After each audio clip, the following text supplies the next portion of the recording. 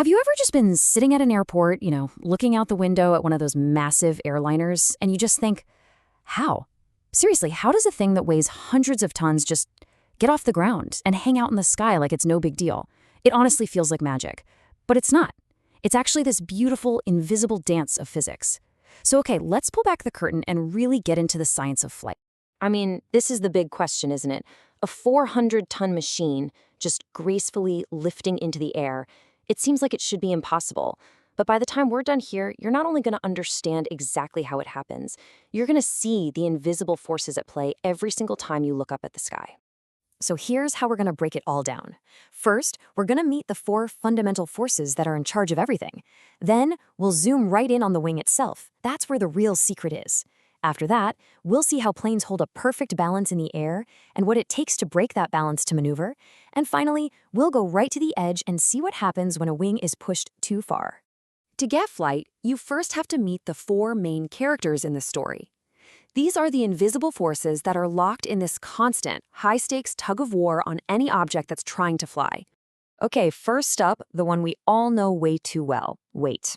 This is just gravity doing what it does best, pulling the airplane straight down toward the center of the Earth. And it all acts through a single point on the plane called the center of gravity. Weight is the constant opponent, the force we always have to beat.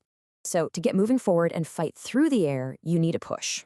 And that push is called thrust. This is the raw power coming from the engines. Doesn't matter if it's a propeller spinning or a jet engine blasting hot gas out the back, thrust is what shoves the aircraft forward. But, the air doesn't just get out of the way for free. It pushes back.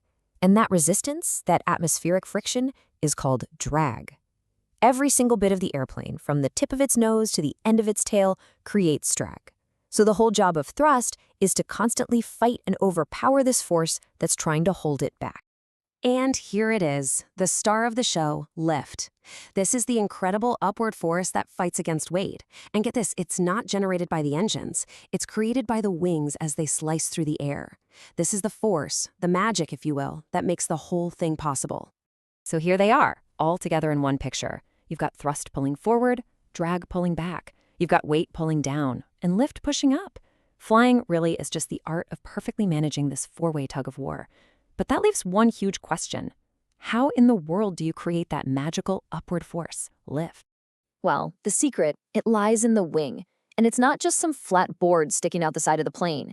Its specific shape is a total marvel of engineering, and it's designed to do one thing and one thing only: mess with the air around it. If you were to slice a wing open and look at it from the side, you'd see this shape. We call it an airfoil. And that shape is everything. See how it's curved on the top and a little flatter on the bottom? As the wing moves forward, air smacks into that front part, the leading edge, and has to split, with some going over the top and some going under the bottom, all trying to meet up again at the back, or the trailing edge. Now, this is the really cool part. Because of that curve on top, the air flowing over the wing has to travel a longer distance to get to the back, so it has to speed up. And a super important rule in physics says that faster moving air has lower pressure. So what you get is a zone of low pressure on top of the wing and a zone of higher pressure underneath it. And that high pressure on the bottom pushes up way harder than the low pressure on top pushes down. The result? Lift. But wait, there's more. The wing is also angled, so it deflects air downwards. And Newton's third law tells us for every action, there's an equal and opposite reaction. So as the wing pushes air down, the air pushes the wing up. It's both of these things working together that makes a plane fly. Okay, so now we have our 4 forces. Let's put them into their simplest, most stable state. Just cruising along, straight and level, not speeding up, not slowing down.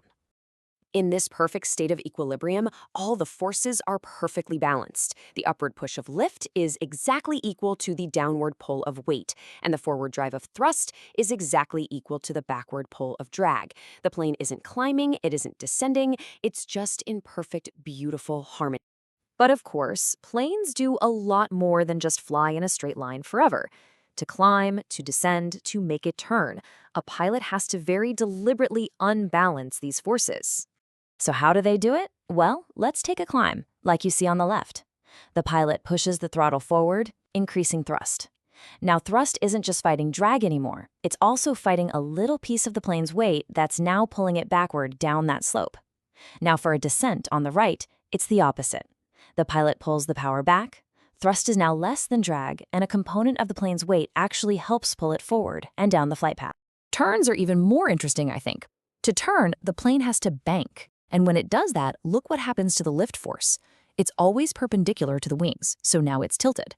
A part of that lift is still pointing up, fighting gravity, but the other part is now pointing sideways, and that's what actually pulls the airplane into the turn. So, and this is a cool fact, to make a turn without losing any altitude, the pilot has to generate more total lift than when they're flying straight, because some of that lift is being spent on making the turn. Now, every wing is an amazing piece of technology, but it's not invincible.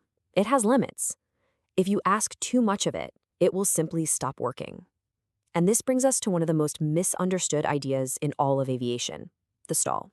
A wing's performance all comes down to its angle of attack. That's just the angle between the wing and the oncoming air. As a pilot pulls back and increases that angle, the wing generates more and more lift. You can see the whole story right here. You go from very little lift to the sweet spot of maximum efficiency at number 3, all the way up to the absolute most lift the wing can possibly make at point 4. But right there, you're flying on a knife's edge. This graph here, it's called an Eiffel puller. Think of it like a wing's unique performance signature, its DNA. As that angle of attack increases, lift goes up and up, tracing this curve all the way to that peak at point 4. But if the pilot pulls back just a tiny bit more, they fall right off the cliff to point 5. The air can't stick to the curved top of the wing anymore. It separates, gets all turbulent, and lift just disappears, suddenly, drastically. That is a stall. And this is absolutely crucial to understand. A stall has nothing to do with the engine. A plane can be at full power and still stall. It is purely an aerodynamic event. It happens when the wing exceeds its critical angle of attack and simply can no longer produce enough lift to hold the plane in the air. The wing has, quite literally, stopped flying. So let's put a bow on this. We started with those 4 forces: lift, weight, thrust, and drag, all locked in a constant battle. We saw how the wing's amazing airfoil shape creates that pressure difference to generate lift. We learned that every climb, turn, and descent is just a controlled act of unbalancing those forces.